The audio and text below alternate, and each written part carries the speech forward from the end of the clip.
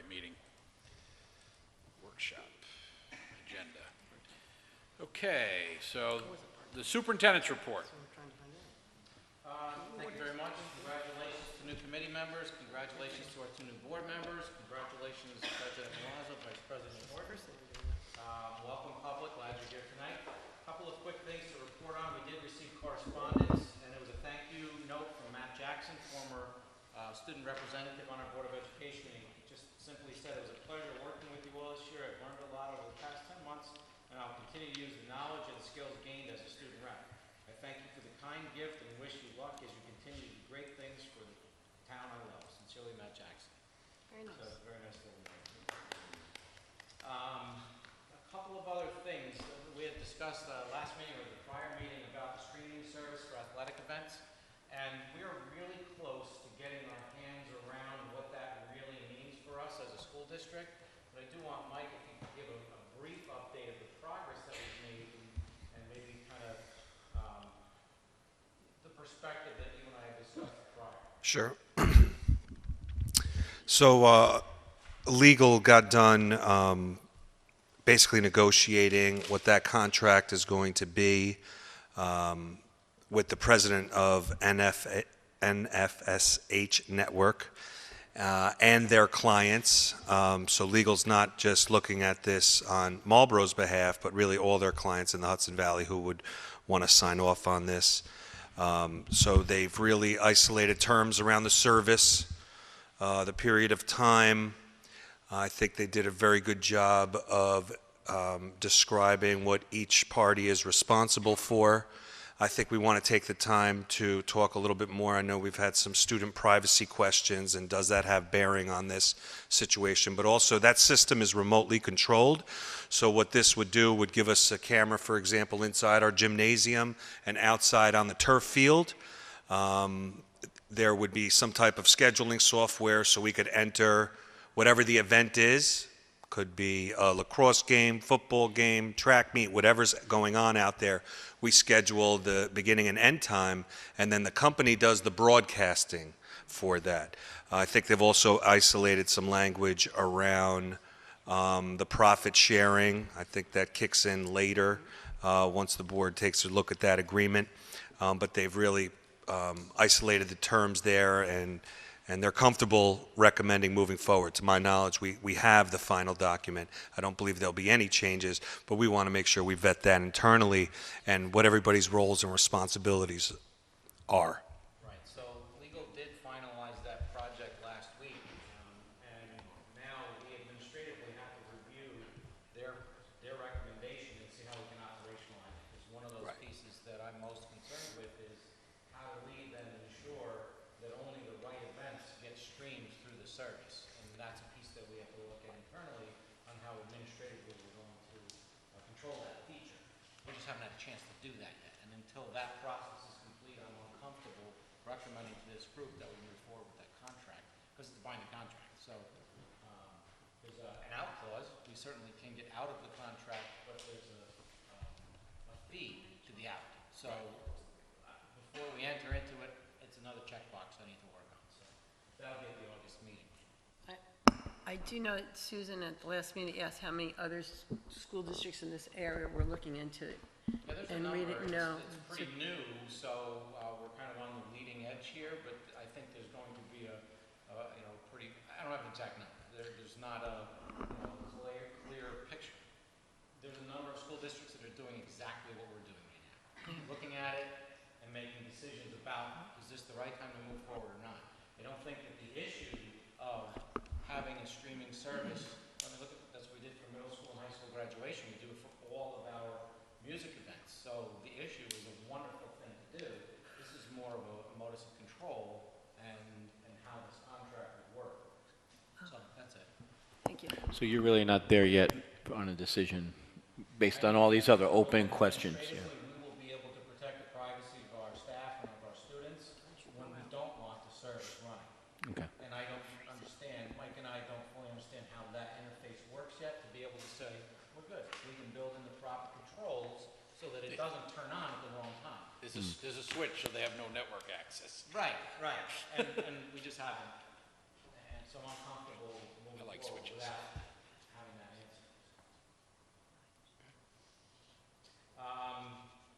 This is a piece that Pat is going to give us a quick brief on regarding busing and a centralized pickup point that we'll have to do some consideration at a future meeting. So Pat, can you just give a little gist of that? Sure. So, education law provides that students residing outside of 15 miles from their home address to the non-public school that they'd like to attend can be provided transportation to that school if we have a child living within 15 miles who's attending that school and being transported. But we are not able to pick those kids who live outside of the 15-mile radius. They cannot be picked up at their home addresses, which are outside of 15 miles. We as a district are required to designate one of our public school buildings as a centralized pickup point for any of the kids who live outside of the 15-mile distance. We'll also be required to provide supervision at that pickup point. So we are going to have a recommendation on a building to be designated as a central pickup point for the August 22nd meeting. We're sending letters out to the affected families, letting them know that this is going to be the process and that they'll be contacted after that board meeting with the pickup and drop-off times for their students. So Pat, I understand that the 15 miles is from their residence by law, not the district boundaries. Correct. But how many public schools, non-public schools, do we have that a portion of the town falls in, but not all of the town? We have a number, actually, because depending on, there are certain schools, I couldn't give you the exact number, but I know there are This is a number. quite a few. Because Okay. certain schools in Newburgh, the upper parts of Milton are outside, and then there's parts of schools over in the Poughkeepsie area where the Middle Hope section is outside.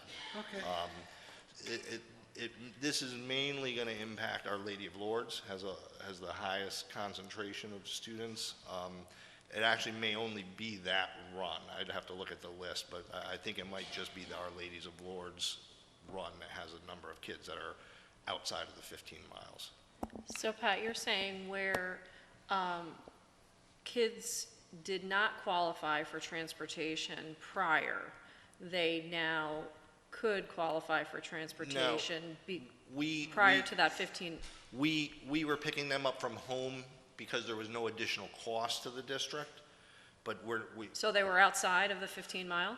what happens is, once you have a child who lives within 15 miles from the district, who puts a request in to be transported to the school, we call that, we have a trigger child, right? So that child's request validates the transportation to that school. Now, there may be other kids within the district who are also going to that school to request transportation. So they're going to that child's home for pickup? No, they'd get any other kids. So if there's 10 kids and 5 of them live within 15 miles, they're all getting picked up at their home. And if there were 5 other ones that lived outside of 15 miles, they too were getting picked up at their home because there was no additional cost for us to do so. But the regulations require that even though there's no additional cost for us to do that, we are not allowed to pick up those other kids. So who how live was it outside. not an additional cost if you're picking them up outside of the 15 miles? Because the Oh, run 'cause is we're a, just the paying for run's the a run, block not of the time, mileage. and Okay. as long as that time is maintained, there's not an additional cost on that. So really, we're just correcting what we've been doing to conform with the regulations. So it's still a run, it's just a central point We'll within still within pick up our the kids that buildings. live within 15 miles from their home address. Then they'll swing by the centralized pickup point at some point in that run and pick up a large group of kids, all those kids living outside of the 15 miles. Yeah, hopefully not the elementary school where it's already packed. Well, we're going to talk, I mean, initially our thought is the middle school, because it's an early start school, so you're more likely to have staff there earlier anyway, depending on what the pickup time would be. It's easy on and off for 9W, and, you know, the expectation is the pickup time would be prior to the start of our school day, too. So are there overall concerns within the district for those children per se that, you know, were really outside of that, and that was their determining factor, whether or not they were going to attend school or not, outside of the district. Is there a concern that the numbers could go up because of this? No, this is, we run into issues sometimes where we have kids who put requests in where we no longer have a child going there. We'll get requests from parents sometimes to a school that we don't go to at all, but it's outside of the mileage. If anybody is outside of the mileage limitation and we don't have a trigger child transporting, the requests are denied as they're required to be by law. Using that terminology of a trigger child, you can Yeah. have a trigger child that creates the run. Yeah, And I there's 3 other understand. children on that bus Yeah. that live outside 15 miles. It's just, And then they're adding to the run. let's say the trigger child stops going to that school. Everybody else also loses that transportation. And that's very specifically spelled out? Right, well, in that instance that we just discussed, there is, the district has the option to continue for up to 3 years after that trigger child leaves to continue to transport to that school, but there's no legal requirement to do so. And legal right now is advising us to create whatever the action is for you guys to consider, or does it have to be a policy matter, or is it an administrative decision that goes into regulation? So Dan's looking at that for us right now. Okay, but in fairness to those parents, sorry, John, go ahead, you asked yours. I was just going to say, did the regulation change? Or did No. we were not really following the regulation? We were not following a our standard was, is there an additional cost to pick up those other Okay. kids as. So we were basing it on our own costs, not on the Correct. regulatory. But as we looked into the issue with running some denials of requests, it became very clear to us that we do not have the discretion to pick them up outside of the 15 So, miles. in fairness to these parents, even though we may not have determined everything yet, are we gonna give them a heads up and say, you're outside the 15 miles, we know this is gonna be an issue, we don't know where it's gonna be yet, because somebody maybe. That letter's going out tomorrow. Okay, good, as long as, even though we're not gonna make a decision till Correct. August, I Yep. don't want them not hearing till August. Yep, I said that we plan at the August 22nd Yeah. meeting to Because make somebody may change their mind. Yeah. to designate the school, and that they'll be contacted somewhere between August 22nd and the start of school with the location and pickup and drop Yeah, off. just so that, I mean, somebody Yep. may decide that, no, Just to I'm gonna put it- send my kid back to school, because I got no way to, I can't drive Yeah. them there every day. Exactly, and the parents are required to transport to and from the centralized pickup point, unless they were located on a regularly scheduled route and they could be picked up for no additional cost, but the odds of that occurring are probably pretty slim, given the times necessary to hit the bell schedules. So Would then, you send that, would you send a copy of that to the board and me too? Sure. so then whatever policy gets forwarded for us to implement, is there going to be enough time to give these parents a heads up before the school year starts? Or is it that we'll be going with, you know, what you said prior, that they'll have this opportunity to stay on at the district's discretion, or that has to be written into the policy? Right, we're not certain if it's policy yet.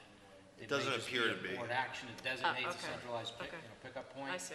And then that triggers everything else. At least we're gonna give them the heads up that Yeah. there is a change coming and The you're letter gonna have to- to go to a centralized place. Any student who has approved request that lives outside of 15 miles from their school will get the letter stating that we're going to designate the central pickup point and that they'll be notified with the times. Pat, how many It's just a- If families? it's just a designate, I'm sorry. No, it's okay. I just want to know how many families are we affecting? I would say probably 9 or 10, roughly. And I can envision, if it's not a policy matter, that it becomes a designated point, that it could be part of a reorg meeting. One of the items is you designate a centralized pickup point. Right. But we'll see. Correct. That's what we're reviewing with Dan right now. Thank you. Last thing for me, we just need to finalize whatever our discussions will be regarding if we're going to have doesn't have to be tonight, but. Yeah, we've had some August. discussions. Yeah, okay. All right. August retreat. What we're gonna, yeah, it doesn't, we're thinking more of, Susan and I took more of a, just us meeting type. Got it. You know, retreat type, exec session, Part of a regular organization. meeting. Yeah. Okay. Okay. Or us putting together, you know, a agenda specific to, you know, maybe some training, you know, amongst Internal ourselves. training, not having to bring in New York State school boards. Right. But we The have a lot of same- expertise. Yeah, the same format, but just, We're thinking about connected to the board meeting? We don't know yet. That's the piece for me as far as scheduling it. We don't know, and I don't think we're gonna mess with everybody. It's late now to mess with everybody's summer schedule. Okay, well, good. Yeah. We'll figure it out. And that's it? Okay. Before we move to public comment on the agenda, just so everybody knows, the recommended actions for contracts, being they're not attached, are gonna be tabled until after exec. There will be action after, there may be action after, I assume there'll be action after exec. But just so you know, because they're not attached, because we're not finalized, and we're gonna go into exec to discuss contracts and personnel matters, there will be action more than likely after. So before anybody asks, there's no contracts, what are you gonna talk about? I don't have anything to tell you yet, because we're not there. So, with that, we'll start with public comment on the agenda. Nah, we're just not gonna do that. Mr. Walters.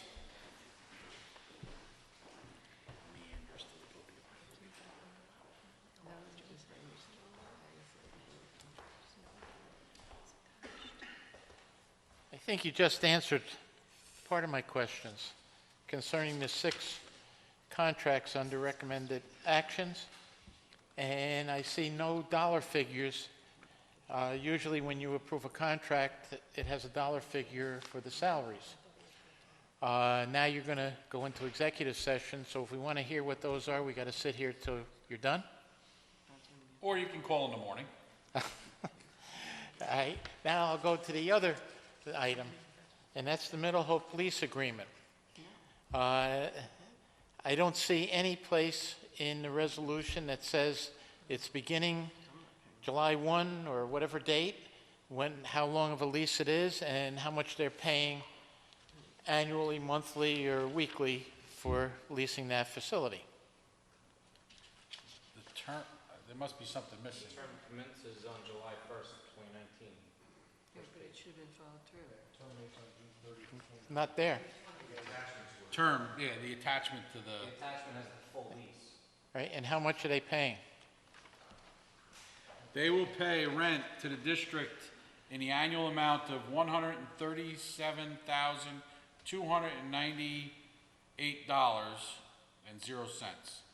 payable in 10 equal payments of $13,729.80, commencing September 1st, 2019 through June 1st, 2020, and each subsequent September through June thereafter, until June 30th, 2020.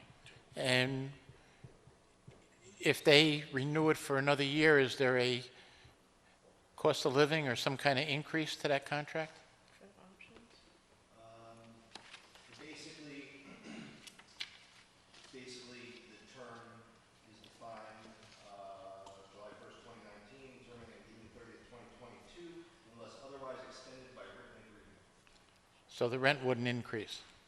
Well, it could, if we do a new agreement, then it would Yeah. increase. Plus, in addition, that's just the base. There's maintenance fees that they have that's built into there. So there's a bunch of different areas where they would pay. That's the rent. Right, and what you just said, the rent commences September 1st of 19. I'm assuming that they will not have access July and August of 19 to that building. Yes, they are. It starts July 1, but they pay us on a 10-month payment schedule. They have a 12-month lease with a 10-month, they spread the payments over 10 months. Any other public comments on the agenda?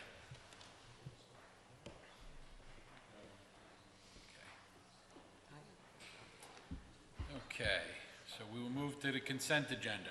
Resolved that the Board of Education, upon the recommendation of the Superintendent of Schools, approve the contracts, agreements, and reports as presented. Personnel recommendations, financial reports for May, unofficial board meeting minutes for June 6th and June 17th, contract for right risk management, and budget transfers. Can I have a motion for the consent agenda?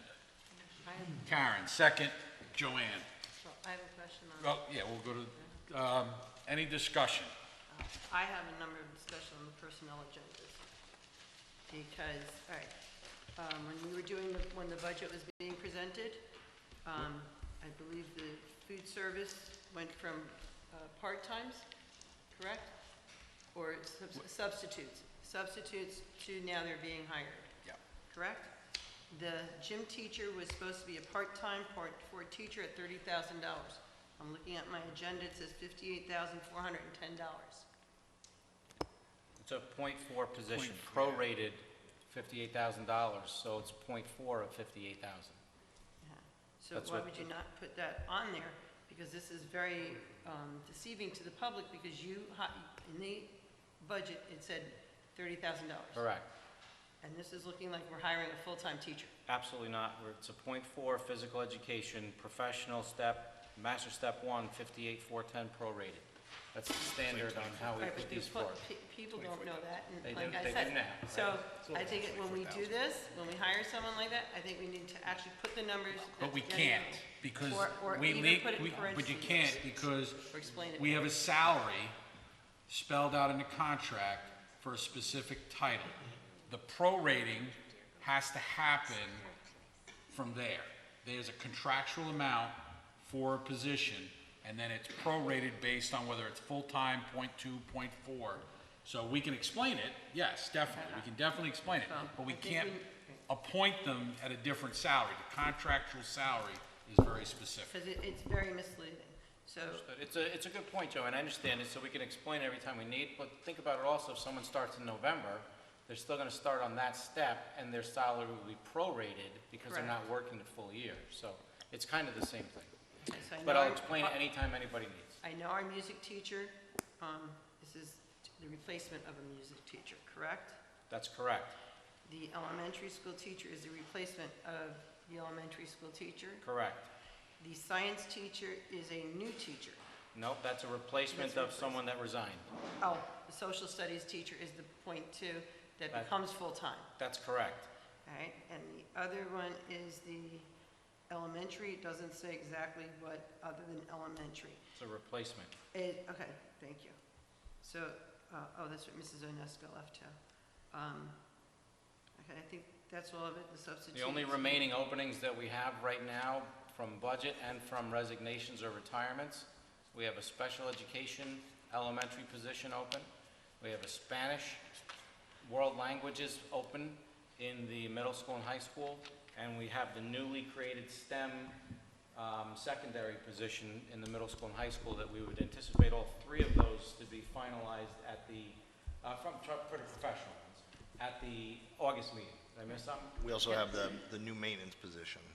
Right. That was the other question I had, Patrick, on the budget. We were supposed to be only having one, and it's something that I had saw after. We had put one budget maintenance person because BOCES was bringing their own. Did you back out the additional person? Now, we had discussed initially possible extra custodial position that would be needed. It was, we were gonna need a custodial position, and we are gonna have them pay for half the maintenance position. BOCES is supplying their own custodial person for the facility. that's- So that's why, when we got to the final budget adoption, the only thing that was included was the additional maintenance person. Well, I have to tell you, again, very misleading to the public, because when I was sitting on that side, it was supposed to be two custodians, BOCES was bringing their own custodian, and that we were supposed to back one out, and we didn't. It was never two custodians. It was gonna be one custodian and one maintenance person. BOCES was bringing their own custodian, that's why we did not add the custodian. It was marked underneath custodial. All right, Thank you. thank you. John? I was just going to ask about the, how to describe it, but the Mandarin Chinese remote, how does that working out? You're setting that up, or is that something? Well, we're discussing. Okay, sorry. That would be under the new. Okay, Any kind of fell questions into the on the budget consent discussion, agenda? so it kind of propped the question, but okay, I'll stick to this. I just have one question. What's a transitional B certification? Right, it's a type of certification where someone can garner that in it's a non-traditional track, so Wait a minute, it says it's traditional. it's transitional. Oh, transitional, okay. It's someone that might have gotten a lot of experience outside of the teaching world. Okay. And then is in a program with a college, and it accelerates their ability to get into the classroom and replaces pieces of their student teaching with this assignment. Oh, okay. So, Yeah, actually, It's- example of that, IBM has a transition to teaching program exactly the way Mike just described it. I just had never seen that before, and I was just curious what that So was. if you got a doctor of physics who worked in a company for years and now he's switching to an education track, there's these provisions where you can start a little early. Any other questions on the consent agenda? The substitutes that are listed, those are new substitute positions, just substitute positions that we've had that we're you're talking filling about, with, are you talking about under the substitute category? yeah. So that's something that we'll continuously add to have a larger repertoire of subs in general. So we've got a custodian set. Just didn't know if like one is, or they're added for the summer and, No, this is not specific to, these are literally subs that in the custodial area, Larry will be calling upon when his people are out. yeah, okay. And then the teacher They're going one's to college. obviously filling the need for the teacher. So no, they're not hired for the entire summer as a sub. They're filling in for someone that's not. That's in why I was curious. particular time. So in other words, they could be, one day they're here, and then for weeks they cannot be here. If no one I calls would in hope sick. that to be the case, Well, but there I'm just- are I'm some just absences that saying that occur. that's basically what There's they're also hiring. vacations that occur, so Okay. there is going to be a rare moment that we will be fully staffed ever in any category, but that'd be ideal, Joanne. Yeah. It sounds like a good plan. So, If it happens, let me know. I mean, summer's when a lot of people take vacation too. But Any other questions on the consent agenda? All in favor? Aye. Any opposed? Motion carried 7-0. Yes? I have some people that I'd like to introduce. Thank you very much for your patience. I greatly appreciate that. This is an important meeting for the board. It's the first one of the school year, so you see a lot of procedural votes that happen in order to get us set up for the new school year. So that's what just occurred. We did just appoint a few people. Harrison Calandria has been appointed with certifications in earth science grades 5 through 9 and also 7 through 12. He's got his bachelor's in geology from SUNY New Paltz, and also a master's in geology from Idaho State University and a master's in earth science from Empire State College. And I am very pleased to introduce to you Harrison Calandria, who's going to be working out on the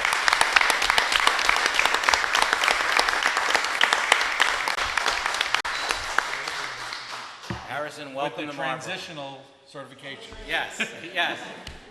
Fully certified. It's not a partial certification, it's complete certification, and he worked hard on it, so. It's a 3 years of temporary certificate that allows you to teach full time while he works as your initial certificate. That's great. That's pretty cool. And he's coming in with some real geology background, which is kind of good for the earth science world, so. Welcome to Marlboro, Harrison. Also bringing in our music department, Andrew Mace, who is a K-12 music certified teacher. He did his bachelor's in music education at Fredonia University and his master's in music education also at Fredonia University. And Andrew, I welcome you to Marlboro.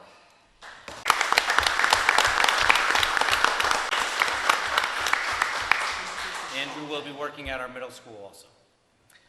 Brittany Tofa, elementary certified in birth grades through 2, childhood education grades 1 through 6, students with disabilities grades 1 through 6, and remedial reading grades birth through 6. Brittany has a bachelor's in early childhood and childhood education from the State University at Fredonia, and she has a master's in literacy and special education from the State University at New Paltz. Did I get that correct? Yes. Brittany is going to be at our elementary school, and Brittany, I welcome you to Marlboro.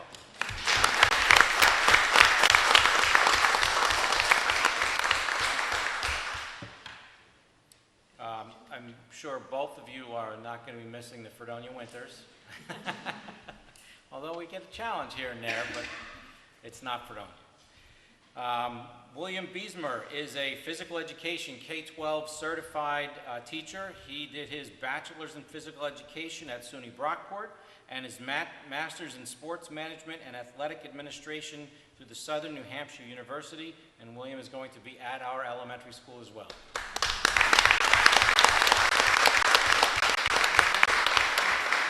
William, was the interview that bad with the superintendent? What did he do to your foot? You weren't supposed to say anything. Welcome to Marlboro. We also have two other appointments that we made that could not make the meeting tonight. Eric Balsier has been working with our school district for a couple of years as a social studies teacher. He's a part-time social studies teacher. This action moves him to a full-time social studies teacher in the first year of his probation. He will be a social studies certified and in a 10-year probationary track of social studies 7 through 12. He did his bachelor's in history and social studies at Siena College. So Eric, welcome to Marlboro. And also Carly Kowalski, who has her certifications in childhood education 1-6 and students with disabilities 1 through 6. She did her bachelor's in elementary and special education at Syracuse University. Carly will be teaching at our elementary school. Welcome to Marlboro to both of you.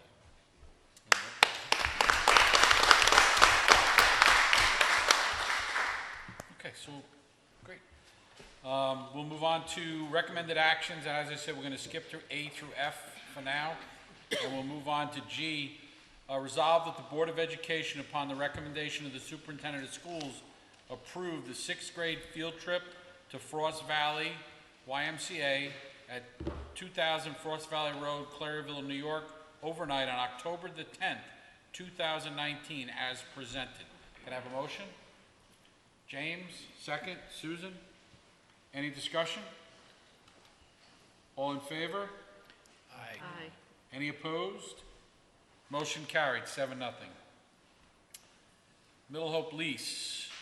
Resolved that the Board of Education, upon the recommendation of the Superintendent of Schools, approves the lease with the Orange Ulster Board of Cooperative Education Services for the use of the Middle Hope Elementary School for the period beginning July 1st, 2019.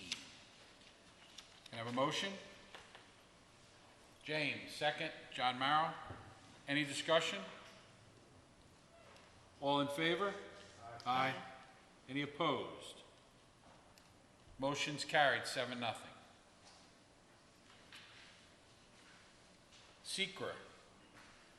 Resolved that the Board of Education, upon recommended by the Superintendent of Schools, will approve the Secra Larkin Facilities Grant as presented. Can I have a motion? Susan, second. Karen, any discussion? One thing from our attorneys in regard to this, and they just said that prior to the adoption of the resolution, the board should review the responses in Part 1 and Part 2 of the SEAF to verbally confirm the accuracy of the information. So I just want to take a pause, let everybody take an opportunity to do that, just to make sure that we do not miss that step in the approval of this resolution. Could you repeat that, Pat? Where do you want us to look? They just said prior to the adoption of the resolution, the board should review the responses in Part 1 and Part 2 to verbally confirm the accuracy of the information, and that you could also rely on the representations of individuals who have actual knowledge, such as myself, the superintendent, and Mr. Cavazza. So I have reviewed the Part 1 and Part 2. Everything appears accurate to me. Correct.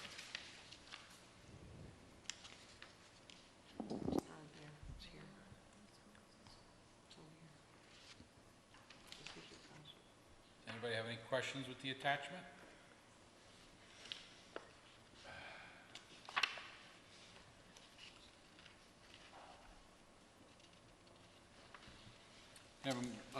All in favor?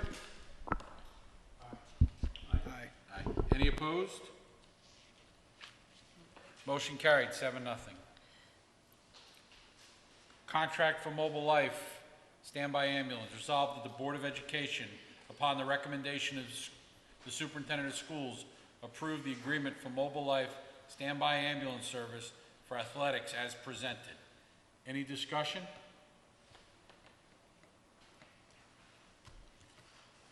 No discussion. All in favor? Aye. Anybody against? Motion carried, 7-0. What? I did? Oh, sorry. I thought we had, motion? James, second. Joanne? Going too fast. All in favor? Aye. Any opposed? Motion carried, 7-0. Sorry, Teresa. Okay. Old business. John, you had a question? Yes, just, my question was that, Mike, how you guys doing setting up that Mandarin Chinese, and maybe any interesting things to note of setting that up for the first time? Robin, do you have anything you can speak to on that, or we're gonna have to ask Deb her status? I know there's a lot of pre-work on it for the Mandarin. We can ask Deb for an update if we need to, so. Okay.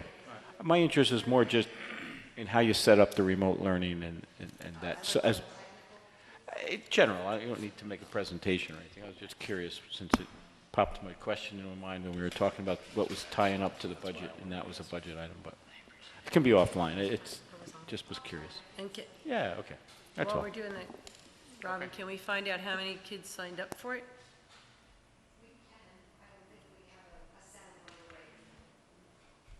We'll get you an update. Any other old business? Any other new business? Any other items? Recognition of district residents?